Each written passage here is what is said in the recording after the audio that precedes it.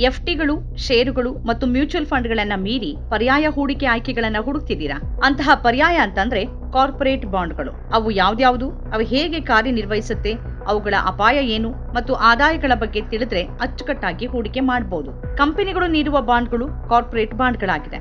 Corporate ಬಾಂಡ್ಗಳು ಹೆಚ್ಚಿನ ಮಟ್ಟಿಗೆ ಸರ್ಕಾರಿ ಬಾಂಡ್ಗಳಿಗೆ ಹೋಲುತ್ತೆ. ದೊಡ್ಡ ವ್ಯತ್ಯಾಸ ಅಂದ್ರೆ ಸರ್ಕಾರಿ ಬಾಂಡ್ಗಳಲ್ಲಿ ಸರ್ಕಾರ ಸಾಲ ಪಡೆಯುತ್ತೆ ಮತ್ತು ಕಾರ್ಪೊರೇಟ್ ಬಾಂಡ್ಗಳಲ್ಲಿ ಕಂಪನಿಗಳು ಸಾಲ ಪಡೆಯುತ್ತೆ. ಕಾರ್ಪೊರೇಟ್ ಬಾಂಡ್ಗಳು ಹೇಗೆ ಕೆಲಸ ಮಾಡುತ್ತೆ ಅಂತ ನೋಡಿದ್ರೆ, ಕಂಪನಿ ಕೆಲ ಹೂಡಿಕೆದಾರರಿಂದ ಸಾಲ ಪಡೆಯುತ್ತೆ. ಸಾಲಕ್ಕೆ ಪ್ರತಿಯಾಗಿ ಹಣವನ್ನ ಹಿಂತಿರುಗಿಸೋವರೆಗೆ ನಿಗದಿತ ಅವಧಿಯಲ್ಲಿ ಬಡ್ಡಿಯನ್ನ ಪಡಿತಾನೆ ಇರ್ತೀರಿ ಅಂತ ಗ್ಯಾರಂಟಿ ನೀಡಲಾಗುತ್ತೆ. ತಾಂತ್ರಿಕ ಭಾಷೆಯಲ್ಲಿ ಆ ಗ್ಯಾರಂಟಿಯನ್ನ ಪ್ರಾಮಿಸರಿ ನೋಟ್ಗಳು ಅಂತ ಕರೆಯಲಾಗುತ್ತೆ. ಮೆಚುರಿಟಿ ನಂತರ ಹೂಡಿಕೆದಾರರು ಬಾಂಡ್ ಅನ್ನ ಹಿಂತಿರುಗಿಸ್ತಾರೆ ಮತ್ತು ಕಂಪನಿ ಸಂಪೂರ್ಣ ಮೂಲ ಮೊತ್ತ ಮತ್ತು ನಿರ್ಧರಿಸಿದ ಬಡ್ಡಿಯನ್ನ ಹಿಂತಿರುಗಿಸುತ್ತೆ. ಏನೇ ಮಾತುಕತೆ ನಡೆಸಿದ್ರೂ ಇದು ಮೆಚುರಿಟಿ ನಂತರ ಪೂರ್ಣಗೊಳ್ಳುತ್ತೆ.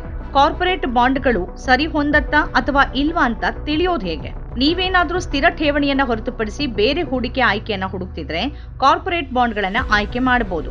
ಹೆಚ್ಚಿನ ಸಂದರ್ಭಗಳಲ್ಲಿ ಕಾರ್ಪೊರೇಟ್ ಬಾಂಡ್ಗಳು ಎಫ್ಟಿಗಳು ಅಥವಾ ಪೋಸ್ಟ್ ಆಫೀಸ್ ಉಳಿತಾಯ ಯೋಜನೆಗಳಿಗಿಂತ ಉತ್ತಮ ಆದಾಯ ನೀಡುತ್ತೆ. ಕಾರ್ಪೊರೇಟ್ ಬಾಂಡ್ಗಳ ಮೇಲೆ ಸರಾಸರಿ 8% 10% ಬಡ್ಡಿಯನ್ನ ಗಳಿಸಬಹುದು. ಈಗಾಗಲೇ ಷೇರುಗಳು, ಮ್ಯೂಚುವಲ್ ಫಂಡ್ಗಳಂತಲ್ಲಿ ಹೂಡಿಕೆ ಮಾಡಿದ್ರೆ, ಸ್ವಲ್ಪ ರಿಸ್ಕ್ ತೆಗೆದುಕೊಳ್ಳೋಕೆ ತಯಾರಿದ್ರೆ ಹೆಚ್ಚಿನ ಆದಾಯಕ್ಕಾಗಿ ಕಾರ್ಪೊರೇಟ್ ಬಾಂಡ್ಗಳ ಮೇಲೆ ಹೂಡಿಕೆ ಮಾಡಬಹುದು.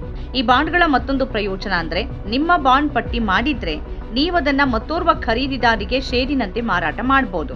ನೀವು ನಿಗದಿತ ಅವಧಿಗೆ ನಿರಂತರ ಸ್ಥಿರ ಆದಾಯದ ಆಯ್ಕೆಯನ್ನ ಬಯಸಿದ್ರೆ ಇದು ನಿಮಗೆ ಉತ್ತಮ ಆಯ್ಕೆ. ಬಾಂಡ್ಗಳು ಷೇರು ಮಾರುಕಟ್ಟೆಯಲ್ಲಿ ಪಟ್ಟಿಯಾದ್ರೆ ನೀವು ಅವುಗಳನ್ನ ಹೆಚ್ಚಿನ ಬೆಲೆಗೆ ಮಾರಾಟ ಮಾಡುವ ಮೂಲಕ ಹೆಚ್ಚುವರಿ ಆದಾಯ ಗಳಿಸಬಹುದು. ಆದ್ರೆ ಇದು ಖಾತ್ರಿ ಇಲ್ಲ.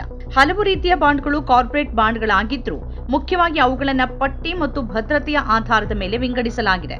ಪಟ್ಟಿ ಮಾಡುವಿಕೆಯ ಆಧಾರದ ಮೇಲೇನು 2 ವರ್ಗ ಇದೆ. ಪಟ್ಟಿ ಮಾಡಲಾದ ಮತ್ತು ಪಟ್ಟಿ ಮಾಡದ ಮತ್ತು ಭದ್ರತೆಯ ಆಧಾರದ ಮೇಲೆ ಸುರಕ್ಷಿತ ಮತ್ತು ಅಸುರಕ್ಷಿತ ಅನ್ನೋ ವಿಧಗಳಿವೆ.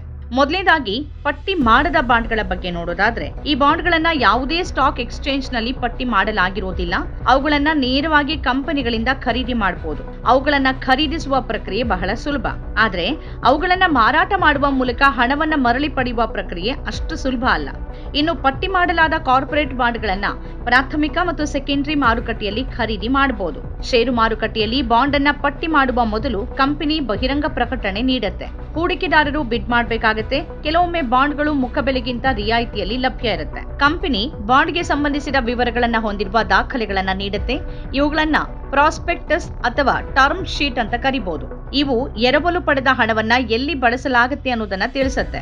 ಈ ದಾಖಲೆಗಳ ಮೂಲಕ ನೀವು ಬಾಂಡ್ಗಳಿಗೆ ಸಂಬಂಧಪಟ್ಟ ಎಲ್ಲ ಅಗತ್ಯ ವಿವರಗಳನ್ನ ಕಂಡುಹಿಡಿಬಹುದು ಮತ್ತು ನಿರ್ಧಾರವನ್ನ ತೆಗೆದುಕೊಳ್ಳಬಹುದು.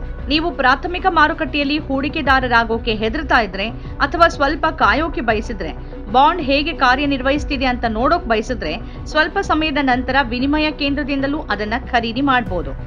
ಇದನ್ನ ಸೆಕೆಂಡರಿ ಮಾರುಕಟ್ಟೆ ಅಂತ ಕರೆಯಲಾಗುತ್ತೆ. ಸೆಕೆಂಡರಿ ಮಾರುಕಟ್ಟೆಯಲ್ಲಿ ಬಾಂಡ್ಗಳನ್ನ ಖರೀದಿ ಮಾಡೋದು ಅಂತಂದ್ರೆ ನೀವು ಕಂಪನಿಯ ಬದಲಿಗೆ ಬೇರೊಬ್ಬ ಬಾಂಡ್ ಹೊಂದಿರೋರಿಂದ ಬಾಂಡ್ಗಳನ್ನ ಖರೀದಿಸ್ತಿದ್ದೀರಿ ಅಂತ ಅರ್ಥ. ಬಾಂಡ್ ಅನ್ನ ಮುಖಬೆಲೆಗಿಂತ ಹೆಚ್ಚಿನ ಬೆಲೆಯಲ್ಲಿ ಪಟ್ಟಿ ಮಾಡಿದ್ರೆ ಬಾಂಡ್ ಹೊಂದಿರೋರು ಅದನ್ನ ಮಾರಾಟ ಮಾಡುವ ಮೂಲಕ ಪ್ರೀಮಿಯಂ ಗಳಿಸಬಹುದು. ಬ್ರೋಕರ್ಗಳಿಂದ ಆನ್ಲೈನ್ ಹೂಡಿಕೆ ವೇದಿಕೆಯಿಂದ ಸಾರ್ವಜನಿಕ ವಿತರಣಾ ಬಾಂಡ್ಗಳನ್ನ ಖರೀದಿ ಮಾಡಬಹುದು. ಅದು ಮಾರುಕಟ್ಟೆಯಲ್ಲಿ ಪಟ್ಟಿ ಮಾಡಲ್ಪಟ್ಟಿದ್ರೆ ಷೇರು ವಿನಿಮಯ ಕೇಂದ್ರದಿಂದ ಖರೀದಿ ಮಾಡಬಹುದು. ಭದ್ರತೆಯ ಆಧಾರದ ಮೇಲೆ ಸುರಕ್ಷಿತ ಮತ್ತು ಅಸುರಕ್ಷಿತ ಅಂತ 2 ರೀತಿಯ ಬಾಂಡ್ಗಳಿವೆ. ಸುರಕ್ಷಿತ ಬಾಂಡ್ಗಳಲ್ಲಿ ಬಾಂಡ್ ನೀಡುವ ಕಂಪನಿ ತನ್ನ ಕೆಲವು ಸ್ವತ್ತುಗಳನ್ನ ಮೇಲಾಧಾರವಾಗಿ ಇಡುತ್ತೆ. ಅಂದ್ರೆ ಕಂಪನಿಯ ದಿವಾಳಿ ಸಂದರ್ಭದಲ್ಲಿ ಅದೇ ಸ್ವತ್ತುಗಳನ್ನ ಮಾರಾಟ ಮಾಡುವ ಮೂಲಕ ಹಣವನ್ನ ಮರುಪಡಿಬಹುದು. ಅಸುರಕ್ಷಿತ ಬಾಂಡ್ಗಳಲ್ಲಿ ಕಂಪನಿ ದಿವಾಳಿ ಆದ್ರೆ ಹಣ ಸಿಗತ್ತೆ ಅನ್ನೋದಕ್ಕೆ ಯಾವುದೇ ಗ್ಯಾರಂಟಿ ಇಲ್ಲ. ಸುರಕ್ಷಿತ ಬಾಂಡ್ಗಳಲ್ಲೂ ತಕ್ಷಣ ಹಣವನ್ನ ಪಡಿತೀರಿ ಅನ್ನೋದಕ್ಕೆ ಯಾವುದೇ ಗ್ಯಾರಂಟಿ ಇಲ್ಲ. ಹಣವನ್ನ ಹಿಂತಿರುಗಿಸೋಕೆ ಪಟ್ಟಿಯನ್ನು ಕೂಡ ಮಾಡಲಾಗಿದೆ. ಈ ಆಧಾರದ ಮೇಲೆ ಹಣವನ್ನ ಹಿಂತಿರುಗಿಸಲಾಗುತ್ತೆ. ಷೇರುದಾರರಿಗಿಂತ ಮೊದಲು ನಿಮಗೆ ಹಣವನ್ನ ಹಿಂತಿರುಗಿಸಲಾಗುತ್ತೆ. ಯಾಕಂದ್ರೆ ಬಾಂಡ್ ಹೊಂದಿರೋರು ಹಣವನ್ನ ಸಾಲವಾಗಿ ನೀಡ್ತಾರೆ. ಆದ್ರಿಂದ ಕಂಪನಿಯ ಜವಾಬ್ದಾರಿ ಅಥವಾ ಹೊಣೆಗಾರಿಕೆ ಬಾಂಡ್ ಹೊಂದಿರೋರಿಗೆ ಮೊದಲು ಬರುತ್ತೆ. ಆದ್ರೆ ತೆರಿಗೆಯನ್ನ ಮೊದಲು ಪಾವತಿ ಮಾಡಬೇಕಾಗತ್ತೆ. ಅದರ ನಂತರ ಬಾಂಡ್ ಹೊಂದಿರೋರ ಸರದಿ ಬರುತ್ತೆ. ಆದ್ಯತೆಯ ಆಧಾರದ ಮೇಲೆ ಬಾಂಡ್ ಅನ್ನ ಮೊದಲು ಖರೀದಿ ಮಾಡಿದವರಿಗೆ ಮೊದಲು ಹಣವನ್ನ ಹಿಂತಿರುಗಿಸಲಾಗುತ್ತೆ. ಅಸುರಕ್ಷಿತ ಬಾಂಡ್ ಹೊಂದಿರೋರಿಗೆ ಹಣ ಸಿಗೋದಿಲ್ಲ ಅಂತಲ್ಲ, ಅವರ ಸರದಿ ಕೊನೆಯದಾಗಿ ಬರುತ್ತೆ. ಇದಲ್ಲದೆ ಕನ್ವರ್ಟಬಲ್ ಬಾಂಡ್ಗಳು, ನಾನ್ ಕನ್ವರ್ಟಬಲ್ ಬಾಂಡ್ಗಳು, ಮಾರ್ಟ್ಗೇಜ್ ಬಾಂಡ್ಗಳು, ಮೇಲಾಧಾರ ಟ್ರಸ್ಟ್ ಬಾಂಡ್ಗಳು, ಸಲಕರಣೆ ಟ್ರಸ್ಟ್ ಪ್ರಮಾಣ ಪತ್ರಗಳು, ಡಿವೆಂಚರ್ ಬಾಂಡ್ಗಳು, ಹೆಚ್ಚಿನ ಕಾರ್ಪೊರೇಟ್ ಬಾಂಡ್ಗಳಂತಹ ಇತರ ಕೆಲವು ರೀತಿಯ ಬಾಂಡ್ಗಳಿವೆ. ಸರ್ಕಾರಿ ಬಾಂಡ್ಗಳು ಸಂಪೂರ್ಣ ಸುರಕ್ಷತೆಯನ್ನ ಖಾತ್ರಿಪಡಿಸುತ್ತೆ. ಆದರೆ ಕಾರ್ಪೊರೇಟ್ ಬಾಂಡ್ಗಳು ಅಪಾಯಕಾರಿ. ಆದ್ದರಿಂದ ಕಾರ್ಪೊರೇಟ್ ಬಾಂಡ್ಗಳಲ್ಲಿ ಹೂಡಿಕೆ ಮಾಡುವ ಮೊದಲು ನೀವು ಸರಿಯಾದ ಕಾರ್ಪೊರೇಟ್ ಬಾಂಡ್ಗಳನ್ನು ಆಯ್ಕೆ ಮಾಡೋದು ಬಹಳ ಮುಖ್ಯ. ಮೊದಲನೇದಾಗಿ ಕೂಪನ್ ದರ. ಇದು ಪ್ರಮುಖ ಅಂಶಗಳಲ್ಲಿ ಒಂದಾಗಿದೆ. ನೀವು ಬಾಂಡ್ ಖರೀದಿ ಮಾಡೋಕೆ ಹೋದಾಗ್ಲೆಲ್ಲ ಮೆಚುರಿಟಿ ಸಮಯದಲ್ಲಿ ಬಾಂಡ್ನ ಮೇಲೆ ಪಡೆದ ಬಡ್ಡಿಯನ್ನ ಕೂಪನ್ ದರ ಅಂತ ಕರೆಯಲಾಗುತ್ತೆ. ಹೆಚ್ಚಿನ ಕೂಪನ್ ದರವನ್ನ ಹೊಂದಿರುವ ಬಾಂಡ್ಗಳನ್ನ ಮಾತ್ರ ಆಯ್ಕೆ ಮಾಡಬೇಕು. ಕೂಪನ್ ದರದ ನಂತರ ಲಾಭ ಪರಿಶೀಲಿಸಬೇಕು. ಮೆಚುರಿಟಿವರೆಗೆ ಇಟ್ಕೊಂಡ್ರೆ ಎಷ್ಟು ಹಣ ಸಿಗತ್ತೆ ಅಂತ ಹೇಳುವ ದರ. ನಂತರ ಸ್ಥಿರ ಮತ್ತು ತೇಲುವ ಬಡ್ಡಿ ದರ ಬರುತ್ತೆ. ಬಾಂಡ್ಗಳ ಮೇಲೆ ಬಡ್ಡಿಯನ್ನ ಪಡೆಯಲಾಗುತ್ತೆ. ಈ ಬಡ್ಡಿ 2 ರೀತಿಯಲ್ಲಿರುತ್ತೆ. ಇದು ಸ್ಥಿರ ಮತ್ತು ತೇಲುವ ಬಡ್ಡಿ ದರ. ಸ್ಥಿರ ಬಡ್ಡಿ ದರದಲ್ಲಿ ಮೆಚುರಿಟಿವರೆಗೆ ಸ್ಥಿರ ಬಡ್ಡಿಯನ್ನ ಪಡಿತೀರಿ. ಮಾರುಕಟ್ಟೆಯಲ್ಲಿನ ಯಾವುದೇ ಏರಿಳಿತ ನಿಮ್ಮ ಬಡ್ಡಿಯ ಮೇಲೆ ಪರಿಣಾಮ ಬೀರೋದಿಲ್ಲ. ಆದರೆ ತೇಲುವ ಬಡ್ಡಿ ದರದಲ್ಲಿ ಬಡ್ಡಿ ಇತರ ಕೆಲವು ಮಾನದಂಡ ಬಡ್ಡಿ ದರಕ್ಕೆ ಸಂಪರ್ಕ ಹೊಂದಿದೆ. ಮಾನದಂಡ ದರ ಬದಲಾದಂತೆ ನೀವು ಪಡೆಯುವ ಬಡ್ಡಿನೂ ಬದಲಾಗ್ತಾನೆ ಇರುತ್ತೆ. ಸ್ಥಿರ ದರದ ಬಾಂಡ್ಗಳಲ್ಲಿ ಬಡ್ಡಿ ಸ್ಥಿರವಾಗಿರೋದ್ರಿಂದ ಅಪಾಯ ಕಡಿಮೆ ಇರುತ್ತೆ, ಆದ್ರಿಂದ ಬಡ್ಡಿನೂ ಕಡಿಮೆ ಇರುತ್ತೆ. ಆದರೆ ತೇಲುವ ದರದ ಬಾಂಡ್ಗಳಲ್ಲಿ ಅಪಾಯ ಇದೆ, ಯಾಕಂದ್ರೆ ನೀವು ಏಕಕಾಲದಲ್ಲಿ ಹೆಚ್ಚಿನ ಆದಾಯವನ್ನ ಪಡೆಯಬಹುದು. ಪರಿಶೀಲಿಸಬೇಕಾದ ಮುಂದಿನ ಪ್ರಮುಖ ವಿಷಯ ಅಂತಂದ್ರೆ ಬಾಂಡ್ ಮೇಲಿನ ಲಾಭವನ್ನ ಯಾವ ಮಧ್ಯಂತರದಲ್ಲಿ ನೀಡಲಾಗುತ್ತೆ ಅನ್ನೋದು. ಈ ಅವಧಿ ವಾರ್ಷಿಕ, 6 ತಿಂಗಳು ಅಥವಾ 3 ತಿಂಗಳುಗಳಾಗಿರ್ಬೋದು. ಆದ್ರಿಂದ ನಿಮ್ಮ ಅವಶ್ಯಕತೆಗೆ ಅನುಗುಣವಾಗಿ ಯಾವ ಬಾಂಡ್ ಸ್ಥಿರ ಆದಾಯವನ್ನ ನೀಡ್ತಿದೆ ಅನ್ನೋದನ್ನ ನೀವು ಆಯ್ಕೆ ಮಾಡೋಕೆ ಇದನ್ನ ಪರಿಶೀಲಿಸೋದು ಮುಖ್ಯ. ಕೆಲ ಬಾಂಡ್ಗಳು ಕಾಲ್ಪುಟ್ ಆಯ್ಕೆಯೊಂದಿಗೂ ಕೂಡ ಬರುತ್ತೆ.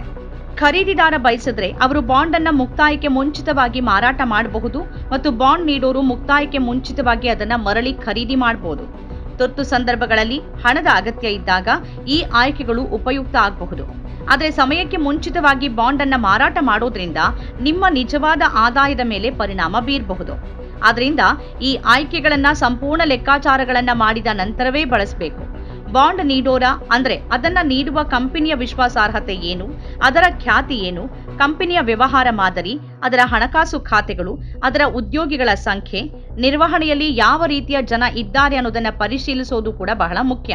ಕಳೆದ 5 ವರ್ಷಗಳಲ್ಲಿ ಕಂಪನಿಯ ಟ್ರ್ಯಾಕ್ ರೆಕಾರ್ಡ್ ಹೇಗಿದೆ ಅನ್ನೋದನ್ನ ಪರಿಶೀಲಿಸಿ. ಕಳೆದ 5 ವರ್ಷಗಳಲ್ಲಿ ಕಂಪನಿಯ ಗಳಿಕೆ ಹೇಗ್ ಬಂದು ಹೋಗಿದೆ, ಬಾಂಡ್ ಅನ್ನ ಯಾವ ಉದ್ದೇಶಕ್ಕಾಗಿ ನೀಡಲಾಗ್ತಿದೆ ಅನ್ನೋದನ್ನ ಪರಿಶೀಲಿಸಿ. ಆದರೆ ಬಾಂಡ್ ಹೊಂದಿರೋರ ಹಣವನ್ನ ಎಲ್ಲಿ ಬಳಸಲಾಗುತ್ತೆ, ಕಂಪನಿ ತನ್ನ ಅಸ್ತಿತ್ವದಲ್ಲಿರುವ ವ್ಯವಹಾರವನ್ನ ವಿಸ್ತರಿಸೋಕೆ ಅಥವಾ ಮತ್ತೊಂದು ವ್ಯವಹಾರದಲ್ಲಿ ತನ್ನ ಕೈಯನ್ನ ಪ್ರಯತ್ನಿಸೋಕೆ ಹಣವನ್ನ ತೆಗೆದುಕೊಳ್ತಿದ್ಯಾ ಅನ್ನೋದನ್ನ ನೋಡಬೇಕು. ಹಣಕಾಸಿನ ಕಾರ್ಯಕ್ಷಮತೆ ನಕಾರಾತ್ಮಕವಾಗಿ ಕಂಡು ಬಂದ್ರೆ, ಅಂದ್ರೆ ಗಳಿಕೆಗಳು ಹೆಚ್ಚಾಗುವ ಬದಲು ಕಡಿಮೆ ಆಗಿದ್ರೆ, ಆಗ ಕಂಪನಿ ಮುಂದಿನ 10 ವರ್ಷಗಳಲ್ಲಿ ಭವಿಷ್ಯವನ್ನ ಹೊಂದಿದೆಯಾ ಅಥವಾ ಇಲ್ವಾ ಅನ್ನೋದನ್ನ ನೀವು ನೋಡಬೇಕಾಗತ್ತೆ.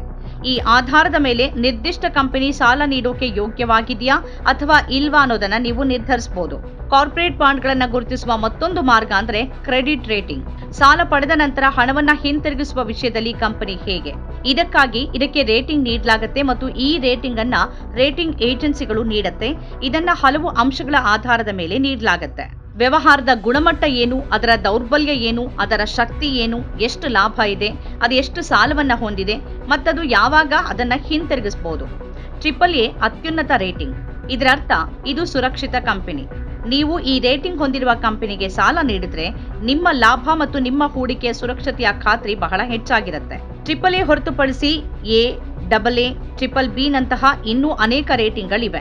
ಕಾರ್ಪೊರೇಟ್ ಬಾಂಡ್ಗಳನ್ನ ಸೆಬಿ ನೋಂದಾಯಿತ ಆನ್ಲೈನ್ ಬಾಂಡ್ ಪ್ಲಾಟ್ಫಾರ್ಮ್ ಪೂರೈಕೆದಾರರಿಂದ ಖರೀದಿ ಮಾಡಬಹುದು. ಇದನ್ನ ಸಂಕ್ಷಿಪ್ತವಾಗಿ OBPP ಅಂತ ಕರೆಯಲಾಗುತ್ತೆ. ಬ್ರೋಕರ್ ಮೂಲಕ ಹೂಡಿಕೆ ಮಾಡ್ತಿದ್ರೆ ಮೊದಲು ಕಾರ್ಪೊರೇಟ್ ಬಾಂಡ್ಗಳಲ್ಲಿ ವ್ಯವಹರಿಸುವ ಮತ್ತು ಸೆಬಿ ನೋಂದಾಯಿತ ಬ್ರೋಕರ್ ಅನ್ನ ಆಯ್ಕೆ ಮಾಡಿ ನೀವು ಅವರೊಂದಿಗೆ ಖಾತೆ ತೆರಿಬೇಕಾಗತ್ತೆ. ಬ್ರೋಕರ್ ಜೊತೆ ಚರ್ಚಿಸಿ ನಿಮ್ಮ ಅಗತ್ಯಗಳಿಗೆ ಹೊಂದಿಕೆಯಾಗುವ ಬಾಂಡ್ ಅನ್ನ ಆಯ್ಕೆ ಮಾಡಿ. ನಿಮ್ಮ ಹೂಡಿಕೆಯನ್ನ ಟ್ರ್ಯಾಕ್ ಮಾಡ್ತಿರೋದು ಮತ್ತು ಪ್ರತಿಯೊಂದು ಅಪ್ಡೇಟ್ ಪಡೆಯೋದು ಕೂಡ ಬಹಳ ಅಗತ್ಯ. ನಮ್ಮ ಕಾರ್ಯಕ್ರಮಗಳನ್ನು ನೀವು ನೋಡ್ತಾ ಇದ್ರೆ ನಮ್ಮ ಚಾನೆಲ್ ಅನ್ನ ಸಬ್ಸ್ಕ್ರೈಬ್ ಮಾಡಿ, ಪಕ್ಕದ ಬೆಲ್ ಐಕಾನ್ ಒತ್ತಿ ನಮ್ಮನ್ನ ಬೆಂಬಲಿಸಿ. ಹಾಗೆ ನಮ್ಮ ಕಾರ್ಯಕ್ರಮಗಳನ್ನ ಲೈಕ್ ಮಾಡಿ, ಕಮೆಂಟ್ ಮಾಡಿ, ಅದನ್ನ ಬೇರೆಯವರಿಗೂ ವಾಟ್ಸ್ಆಪ್ ಮೂಲಕ ಶೇರ್ ಮಾಡಿ. ನೀವು ಹೀಗೆ ಮಾಡಿದಾಗ ನಮ್ಮ ಚಾನೆಲ್ ಮತ್ತಷ್ಟು ಜನರಿಗೆ ತಲುಪಲು ನೀವು ನಮ್ಮೊಂದಿಗೆ ಸಹಕರಿಸಿದ ಹಾಗಾಗುತ್ತೆ. ಇದು ನೀವು ಯಾವುದೇ ಖರ್ಚಿಲ್ಲದೆ ಕೆಲವೇ ಸೆಕೆಂಡುಗಳಲ್ಲಿ ನೀಡಬಹುದಾದ ಸಹಕಾರ. ಧನ್ಯವಾದಗಳು.